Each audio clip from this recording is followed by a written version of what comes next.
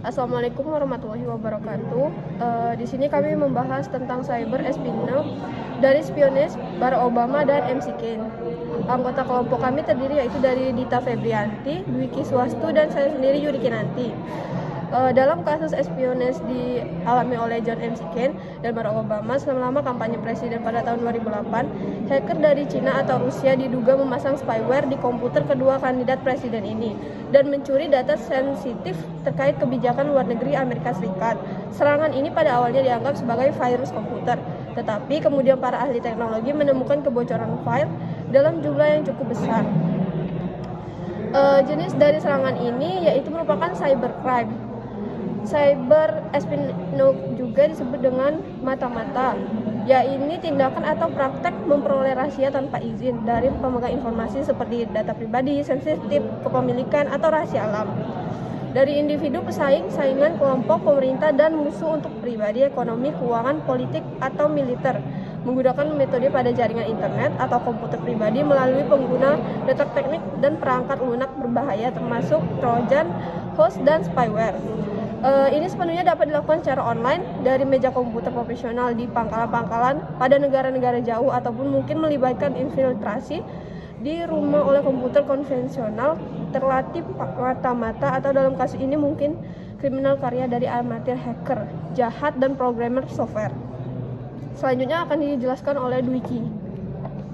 Aksi spionisasi cyber dilakukan melalui beberapa tahapan. Secara sistematis, umumnya tahap penyusup sampai pengintai cyber espionasi melalui proses-proses berikut ini.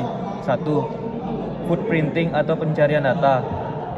Proses hacker mencari sistem yang dapat disusupi. Kegiatan ini meliputi menentukan ruang lingkup serangan, menyeleksi dan memetakan jaringan. 2. Scanning atau pemilihan sasaran. Hacker mulai mencari kelemahan di sistem dengan menargetkan dinding atau celah yang mudah ditembus pada sistem. 3. Enumerasi atau pencarian data sasaran. Penyusup akan mencari informasi tentang akun name yang valid dan share resource yang ada. Tahap ini sudah bersifat intrusif atau mengganggu sistem. 4. Gaining access. Hacker mencoba mendapatkan akses ke suatu sistem sebagai user biasa. 5. Escalating privilege.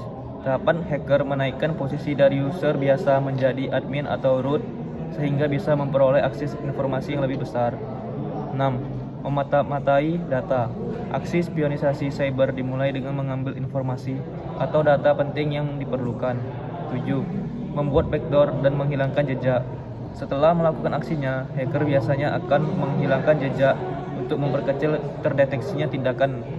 Biasanya hacker membuat atau portal yang tidak terdokumentasi. Motivasi. Biasanya para pelaku cyber espionage ini sering mengincar akses terhadap data-data seperti berikut. 1. Strategi politik, afiliasi dan komunikasi. 2. Intelijen militer. 3. Data aktivitas penelitian dan pengembangan. 4. Data penelitian akademis. 5. Intellectual property seperti blueprint atau formula produk.